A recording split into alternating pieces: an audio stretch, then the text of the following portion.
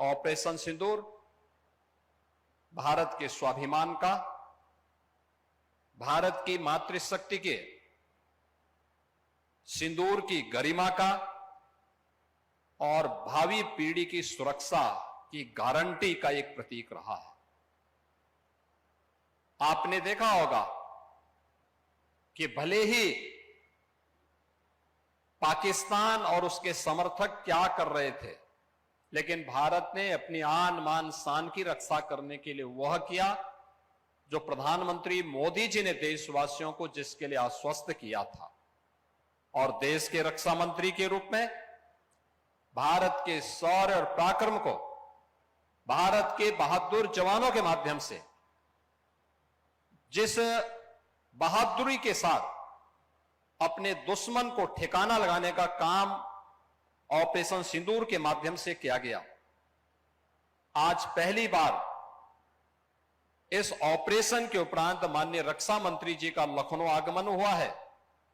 तो स्वाभाविक रूप से उनका लखनऊ आगमन पर मैं प्रदेश शासन की ओर से भी और उत्तर प्रदेश वासियों की ओर से भी उनका हृदय से स्वागत और अभिनंदन करता हूं। साथियों, यदि मैं विशेष रूप से उत्तर प्रदेश की बात करूं तो उत्तर प्रदेश में भी हमारे dynamic chief minister Shri Yogi Adityanath ji के मार्गदर्शन में भाजपा की इस डबल इंजन की सरकार आपके स्वास्थ्य कल्याण के लिए पूरी तरह से कमिटेड है। केंद्र सरकार की योजनाओं को तो प्रभावी तरीके से मुख्यमंत्री श्री योगी आदित्यनाथ जी ने लागू किया है, लेकिन राज्य सरकार की भी योजनाओं को प्रभावी तरीके से उन्होंने लागू किया है। मैं देख रहा था कि उत्तर प्रदेश में तेज एम्बुलेंस सेवा, त्वरित उपचार और हेल्थ इंफ्रास्ट्रक्चर के मामले में योगी जी ने बहुत ही शानदार काम किया है, जिसकी चर्चा हिंदुस्तान के दूसरे राज्यों में भी होती है। मैं एक और बड़ी बात की तरफ भी आपका ध्यान दिलाना चाहूंगा। आप में से कई लोगों को याद होगा कि 2017 से पहले पूर्वांचल क्षेत्र में और खासकर गोरखपुर, जहां से मुख्यमंत्री आते हैं, गोरखपुर में जुलाई से सितंबर के बीच जो मानसून का महीना होता था, उस दौरान जापानी इंसेफ्लाइटिस से कई सारे बच्चों की दुर्भाग्यपूर्ण मृत्यु होती थी। और ऐसा पिछले 40-50 वर्षों से लगातार चल रहा था। सभी सरकारों ने इसे नियत का खेल मान लिया था। सारी जो भी सरकारें आई कि यह चलेगा, यह रुक नहीं सकता है। सरकारें यह मानकर चल रही थी कि हर साल मानसून आएगा, 1000, 1500, 2000 बच्चे दुर्भाग्य तरीके से काल के गाल में समा जाएंगे, यह लोगों ने मान रखा था। 2017 में जब उत्तर प्रदेश में भाजपा की डबल इंजन की सरकार बनी, उसके अगले कुछ सालों में पूरी तस्वीर ही पलट गई और प्रदेश के माननीय मुख्यमंत्री श्री योगी आदित्यनाथ जी ने यह प्रण ले लिया कि अब वह इस भयानक रोग पर लगाम लगाकर ही रहेंगे।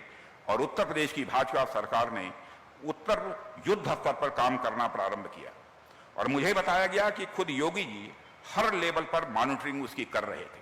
और आज मुझे आपको बताते हुए बेहद प्रसन्नता हो रही है कि सिर्फ पूर्वांचल ही नहीं बल्कि पूरे उत्तर प्रदेश में जापानीज इंसेफ्लाइटिस से मरने वाले बच्चों की संख्या अब 9 के बराबर रह गई है।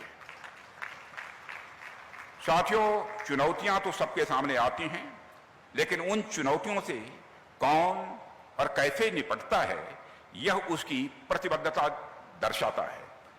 अभी आप यह भी देख रहे होंगे कि कैसे योगी जी के नेतृत्व में हम उत्तर प्रदेश के हर जिले में एक मेडिकल कॉलेज की स्थापना की और तेजी से आगे बढ़ रहे हैं।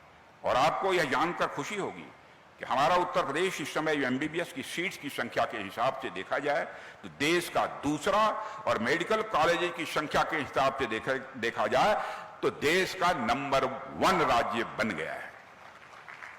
हमारे यहाँ 80 मेडिकल कॉलेज इस समय फंक्शनल हैं, जो कि काम कर रहे हैं इस समय।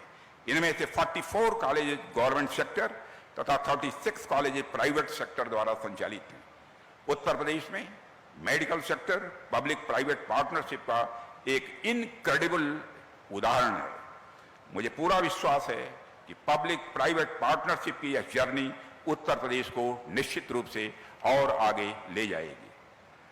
साथियों, डबल इंजन की सरकार आपके लिए पूरी तरह से कमिटेड है और मैं आप सबको विश्वास दिलाता हूं कि केंद्र में माननीय प्रधानमंत्री जी के नेतृत्व में और उत्तर प्रदेश में माननीय मुख्यमंत्री श्री योगी आदित्यनाथ जी के नेतृत्व में हमारी सरकार निरंतर आपके लिए हर दृष्टि से लगातार प्रयास करती ही रहेगी। यही होती है जीवन में उन्नति की राह, और यही होती है संस्कृति। ठीक ही कहा एक विचारक ने कि बीज का वृक्ष बन जाना वह संस्कृति है, और बीज का सड़ गल करके समाप्त हो जाना यही है विकृति। भारत उस संस्कृति का प्रतीक है जो सदैव मानवता के लिए एक मार्गदर्शक के रूप में, एक आशा भरी निगाहों से दुनिया के लिए सदैव एक आशा की किरण होगी। और यह विकृति पाकिस्तान है, जिसकी नियति मरना है, जिसकी नियति सड़ना है, और चाहे वह भारत के हाथों मरे, चाहे अपने ही द्वारा पलवित पोषित आतंकवादियों के कृत्यों से मरे, यह तय है। और नियति ने जो लिखा होगा वो अवश्य होगा।